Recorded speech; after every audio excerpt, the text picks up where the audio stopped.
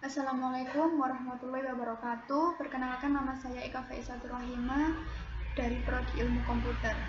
Kali ini saya akan membahas tentang pemanfaatan ITIL versi 3 untuk mengatasi layanan TI pada sistem terintegrasi di perguruan tinggi.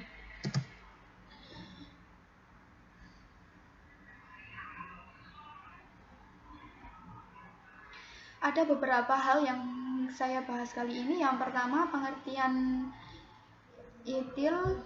Yang kedua, mengapa diterapkannya ITIL. Yang ketiga, praktek terbaik ITIL versi 3 terdiri dari 5 inti dan 26 proses. Dan yang terakhir, manfaat dari penggunaan ITIL. Sebelumnya, saya akan menerangkan bahwasannya permasalahan dalam penerapan suatu layanan berbasis teknologi informasi yang terintegrasi adalah perlunya standar data, kesiapan sistem dalam men-sharing data, serta ketersediaan sistem untuk memanfaatkan sistem baru yang terintegrasi. Kali ini akan diusulkan kerangka kerja Information Technology Infrastructure Library untuk meninjau kembali praktek layanan pada IT Service Management dari suatu sistem layanan terintegrasi yang digunakan di perguruan tinggi. Beberapa perusahaan TI mencoba untuk meningkatkan tingkat layanan, menurunkan biaya administrasi, melakukan integritas sistem berkaitan dengan proses sharing knowledge, serta melakukan peningkatan keamanan sistem informasi. Aktivitas yang dilakukan di organisasi TI juga dicoba untuk dimanfaatkan di perguruan tinggi. Salah satu kerangka kerja yang mulai ditinjau adalah ITIL, atau biasa yang disebut IT Infrastructure Library, yang merupakan kumpulan praktek terbaik dari ITSM atau IT Service Management. Perguruan tinggi mengganti sistem lama untuk memperoleh tingkat layanan yang lebih baik dengan melibatkan seluruh sivitas akademika berkontribusi pada sistem integrasi. Yang pertama, saya akan membahas mengenai pengertian ITIL.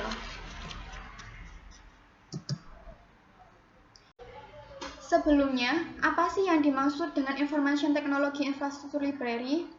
Menyadur IBM, sistem yang dikenal dengan sebutan ITIL tersebut merupakan sebuah kerangka kerja yang dirancang untuk membakukan pemilihan, perancangan, pengiriman, dan pemeliharaan layanan ITIL dalam bisnis.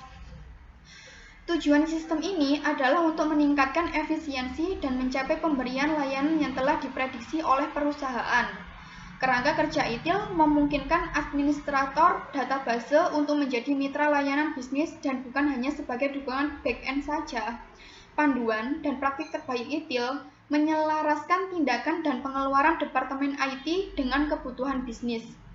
Tak hanya itu, seluruh aktivitas dan kinerja tim IT perusahaan akan disesuaikan seiring adanya pertumbuhan atau pergeseran dalam strategi bisnis.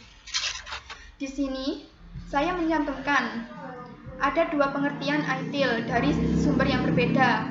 Yang pertama, ITIL adalah singkatan dari Information Technology Infrastructure Library.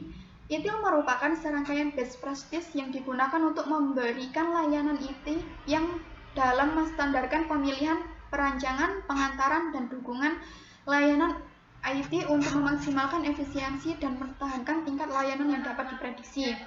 Kalian dapat mengakses sumber yang saya cantumkan ini. Yang kedua, teknologi informasi infrastruktur library ITIL adalah salah satu set konsep dan teknik untuk mengelola teknologi informasi infrastruktur pengembangan dan operasi. Untuk sumber sudah saya cantumkan, apabila mana teman-teman mau melihatnya lebih jelasnya bisa klik link yang ada di PPT ini. Selanjutnya, saya akan menjelaskan siapa saja sih yang menggunakan ITIL. Ya, ITIL telah digunakan dan diadopsi oleh banyak organisasi di dunia, baik dari pemerintahan, swasta, dan pendidikan. Berikut yang saya sebutkan contoh-contoh organisasi yang telah mengadopsi ITIL, di antara lain yang pertama ialah Microsoft, IBM, Hewlett Packard, Honda, Walmart, Visa, Disney, US Navy, US Army, Toyota, dan PT Telekomunikasi Seluler atau biasa yang disebut Telkomsel. Dan masih banyak lagi organisasi yang mengadopsi ITIL sebagai kerangka kerja IT Service Management mereka. Pada Telkomsel, Pada Telkomsel sendiri, adopsi ITIL terlihat dampak baik pada kinerja perusahaan terbukti. Setiap tahun Telkomsel adalah penyumbang terbesar dari profit Telkom selama 1 dekade terakhir. Nah, di sini kita bisa menyimpulkan kan bahwa penggunaan ITIL itu sangat banyak sekali manfaatnya. Salah satunya pada organisasi Telkomsel. Telkomsel bisa menyumbang terbesar dari profit Telkom selama 1 dekade terakhir ini. Nah, selanjutnya saya akan membahas tentang nomor 2 ini. Mengapa diterapkannya ITIL? Coba kita klik ya.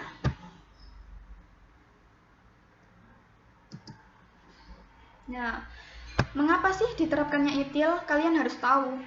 Diterapkannya ITIL agar dapat membangun layanan yang lebih efektif dan efisien kepada pelanggan, menciptakan manajemen layanan TI yang lebih optimal, dan mampu meningkatkan kualitas layanan TI ke arah peningkatan layanan yang berkelanjutan. Berikut sumber yang saya cantumkan, teman-teman bisa melihatnya secara detail. Selanjutnya, saya akan membahas tentang praktek terbaik ITIL versi 3 terdiri dari 5 inti dan 26 proses.